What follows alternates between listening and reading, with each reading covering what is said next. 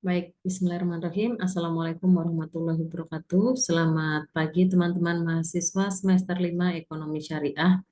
Di mana hari ini saya sudah menjanjikan untuk membahas mengenai manajemen likuiditas dan instrumen likuiditas. Baik, mohon izin share screen.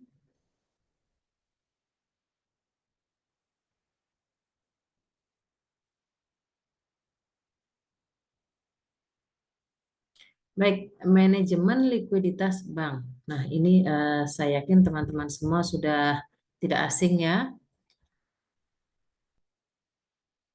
Baik, pengelolaan likuiditas ini teman-teman merupakan masalah yang sangat kompleks dalam kegiatan operasional bank.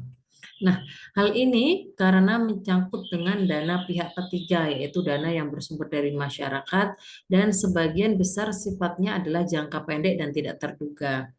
Ketika teman-teman mahasiswa menyimpan dananya di bank, di mana jenis simpanannya adalah tabungan, maka sifat dari simpanan tersebut adalah jangka pendek dan tidak terduga. Uang tersebut bisa diambil kapanpun dan berapapun. Pengelola bank harus memperhatikan seakurat mungkin kebutuhan likuiditas untuk jangka waktu tertentu. Jadi, untuk kebutuhan likuiditas, katakan 1 minggu, 1 bulan berapa, itu harus diperhitungkan secara matang, ya. Perkiraan kebutuhan likuiditas dipengaruhi oleh perilaku penarikan nasabah, sifat dan jenis sumber dana yang dikelola bank. Kita lihat sumber dananya, apakah itu dari tabungan, dari giro, apa dari deposito, seperti itu. Baik, kita mulai dengan definisi likuiditas, ya. Likuiditas bank berkaitan dengan kemampuan suatu bank untuk menghimpun sejumlah tertentu dana dengan biaya tertentu dalam jangka waktu tertentu. Itu menurut Joseph E. Burns. Lalu, likuiditas merupakan kemampuan untuk memenuhi semua penarikan dana oleh nasabah deposan, kewajiban yang telah jatuh tempo, dan memenuhi permintaan kredit tanpa penundaan.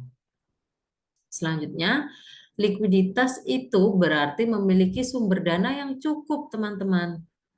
Cukup tersedia untuk memenuhi kewajiban-kewajiban bank. Apa kewajiban? Apabila ada nasabah penyimpan yang menarik dananya, dan kewajiban apabila ada nasabah yang akan mencairkan pinjaman. Seperti itu.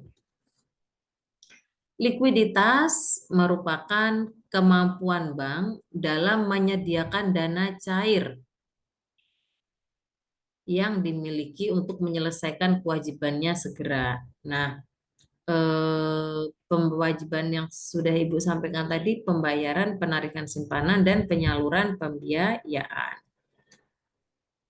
Nah, sumber likuiditas teman-teman, yang pertama adalah aset bank yang akan segera jatuh tempo. Katakan ada surat berharga yang itu akan jatuh tempo, maka eh, dapat dicairkan untuk memenuhi kebutuhan likuiditas. Lalu pasar uang antar bank syariah. Yang kedua adalah sindikasi pembiayaan. Sorry, yang ketiga ya.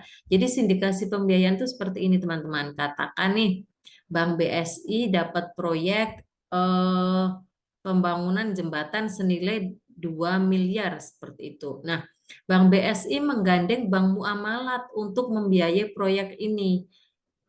Nah, yang disebut dengan sindikasi pembiayaan itu adalah ketika suatu bank mengajak gitu ya, membuat tim untuk membiayai proyek.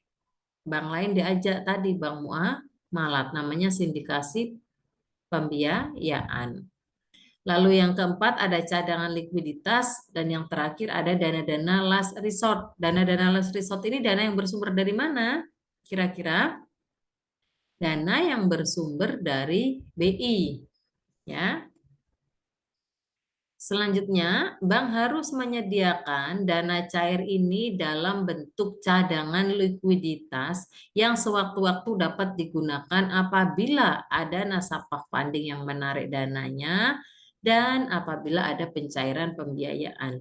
Namun, perlu teman-teman ketahui bahwa eh, cadangan likuiditas ini tidak berarti semua dalam bentuk uang cash, ya. Tidak semua dalam bentuk uang cash. Bisa berupa surat berharga dan lain sebagainya. Baik, pentingnya manajemen likuiditas. Yang pertama adalah untuk mempertahankan kepercayaan masyarakat. Kenapa hal ini perlu dijaga? Mengingat bank adalah sebagai lembaga intermediary. Di situ bank mengelola dana masyarakat. Sehingga apabila ada masyarakat yang ketika mau menarik dananya dan tidak ada dana atau tidak bisa, maka hal itu berbahaya bagi risiko reputasi bank tersebut. Selanjutnya, memenuhi regulasi dari Bank Indonesia atau peraturan ya. Lalu yang ketiga, menjaga posisi keseimbangan dana bank. Baik, slide ini ke bawah teman-teman, itu berisi analisis rasio likuiditas. Jadi, yang disebut dengan analisis rasio likuiditas itu adalah rasio perhitungan yang menggambarkan bagaimana posisi likuiditas suatu bank. Nah, untuk materi ini itu akan teman-teman dapatkan semester depan itu akan selalu ada terus. Maka dari itu, saya harap teman-teman benar-benar paham dengan rasio ini. Rasio likuiditas, rasio profitabilitas, rasio rentabilitas, dan sebagainya. Ini sampai dengan semester 7 teman-teman akan selalu mendapatkan mata kuliah ini dan tentunya tingkatnya lebih sulit. Maka anggap ini masih perkenalan, masih dasar, ini harus dipahami seperti itu.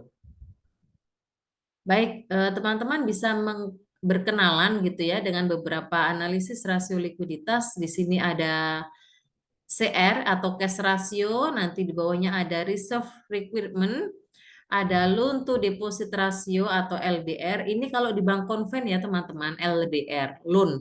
Tapi kalau di bank syariah ada FDR, finance to deposit ratio. Lalu ada LAR, loan to asset ratio. Lalu ada rasio kewajiban bersih call money. Baik teman-teman, ini silahkan diperhatikan sebaik mungkin ya untuk rasio-rasionya. Lalu selanjutnya saya ke resiko. Resiko apabila pengelolaan likuiditas sebuah bank tidak seimbang, maka akan sangat mungkin muncul yang namanya risiko likuiditas. Nah, risiko likuiditas ini ada dua macam teman-teman, yaitu risiko kelebihan likuiditas, artinya adalah terlalu banyak dana yang dicadangkan. Kalau terlalu banyak dana yang dicadangkan, artinya dana yang diputar itu sedikit. Kalau dana yang diputar sedikit, maka kemungkinan mendapatkan keuntungan atau profitabilitas juga sedikit. Dari satu sisi iya kita aman, tetapi dari sisi ini ya, dari sisi kepercayaan masyarakat kita aman gitu. Tapi dari sisi keuntungan kita sedikit. Kenapa sedikit? Karena banyak idle money. Idle money itu banyak uang nganggur, banyak yang digunakan untuk dicadangkan. Begitu. Risiko yang kedua adalah kekurangan likuiditas. Kekurangan likuiditas ini bisa terjadi karena terlalu banyak uang yang diputar oleh bank untuk melakukan usaha, untuk diberikan pembiayaan dan sebagainya, sehingga cadangan likuiditas ini sedikit dan ini berisiko tentunya. Maka dari itu, pengelola bank harus seakurat mungkin menganalisis supaya dari sisi likuiditas aman, dari sisi profitabilitas juga aman, seperti itu. Baik, manajemen likuiditas nanti teman-teman bisa baca. Dan apabila ada pertanyaan, ini ya yang tadi Ibu jelaskan, manajemen dana bank di sana terjadi kegiatan pembiayaan atau uang diputar, itu artinya akan mendapatkan keuntungan atau profitabilitas, dan uang yang dicadangkan artinya untuk menjaga likuiditas, seperti itu. Nah, silahkan dibaca lebih dalam lagi, dan nanti apabila ada pertanyaan, silahkan ditulis di kolom chat di bawah. Baik, bank dianggap liquid apabila ini silahkan dipelajari ya. Saya akhiri untuk share screen-nya. Teman-teman saya harap mempelajari lebih dalam lagi. Ini juga ada simulasinya ya. Terima kasih. Assalamualaikum warahmatullahi wabarakatuh.